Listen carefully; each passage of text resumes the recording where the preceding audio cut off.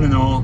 We're doing our first, got Troy here, Levi, and me, Steven, and we're going to do our first Bible time in the box truck. So the question was from Troy, and it comes from John chapter 21, verse 25. And it says, and there are also many other things that Jesus did, which, if every one of them were written down, I suppose not even the world itself could contain the books that would be written. That's a really good question.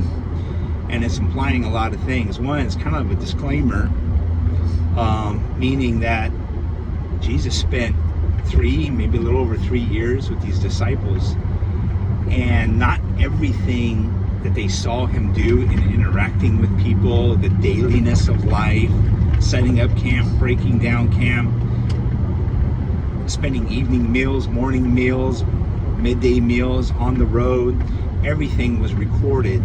What's recorded, especially in John, the Gospel of John, is everything we need to know to show that he is deity, that he's God's son, that he is God in the flesh. So people will believe. That's why the 7 I am statements that Jesus gives us in the Gospel of John. There was a purpose, and the Holy Spirit had a purpose in writing through John to show that in the Gospel of John that Jesus is God, God's Son, deity. And so there was a purpose, but that's not everything that they saw Jesus, heard Jesus say, saw Jesus do, probably many other miracles, what he's taught, even just the dailiness of just sitting there with him around the campfire, preparing meals, on the road, maybe a little over 3 years of experiences with Jesus. So there's a lot there.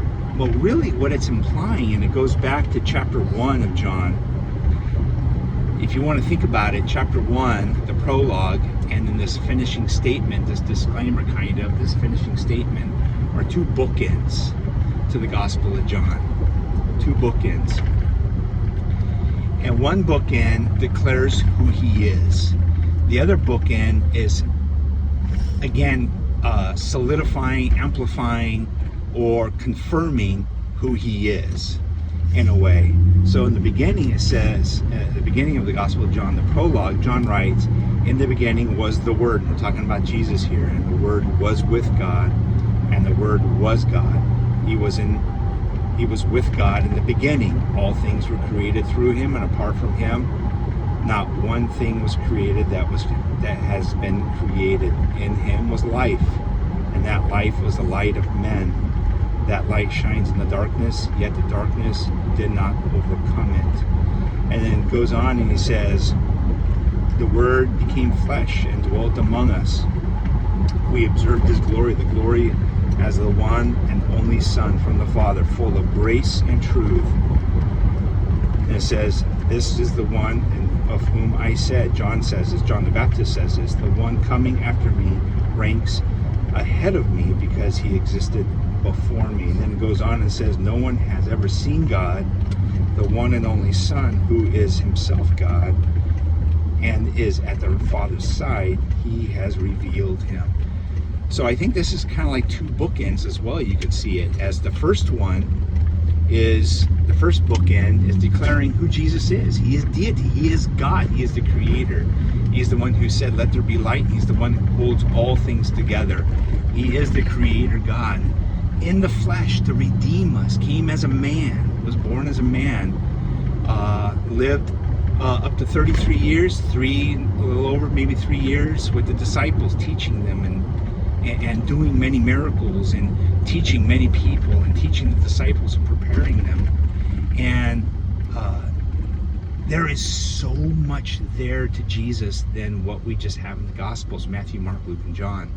Matthew the Holy Spirit wrote through Matthew to present Jesus as the Messiah, the King. And then Mark had its purpose. The Holy Spirit wrote through Mark for its purpose, through Luke for his purpose, through John for his purpose, and that is to show God that Jesus Christ is deity, the Son of God. He's the I am, and so people will believe. But think about that. The second bookend is, if you could write everything down, the whole world could not contain all the books about God. And what he's saying is, bouncing off the first bookend, the prologue here, is he's finishing up and saying, remember, folks, reading my gospel that I wrote by the power of the Holy Spirit, by the inspiration of the Holy Spirit, is not everything about Jesus. There's so much more that I could not even write about. I could never finish writing about. I could never express. He's the eternal God. And there's so much about him that we're going to learn later as time, and when we see him, that I cannot express in one letter. A man couldn't even write it all down. Really, it would take forever. It would take an eternity to write everything down about the eternal God. And so, yes, a little over 3 years, there's a lot more they saw him do, hear him say, even in the dailiness of life that we don't have recorded, because it was only what we needed was recorded in the Gospel of John specifically for a purpose. And the other thing is that, and I think the greater meaning here is that it was for it was the second bookend, the two bookends. One, this is God, the Word, God in the flesh. Here it is the end, saying, he's finishing up just saying, look, everything that I wrote in here doesn't cover it all. This is God, the eternal God. And how can I write everything down about the eternal God? There's so much more to Jesus. And I think that's a wonderful thing. These two bookends. I think it's powerful. It's a powerful statement to end with, to say, this is God, the eternal God, the great I am. There's so much more.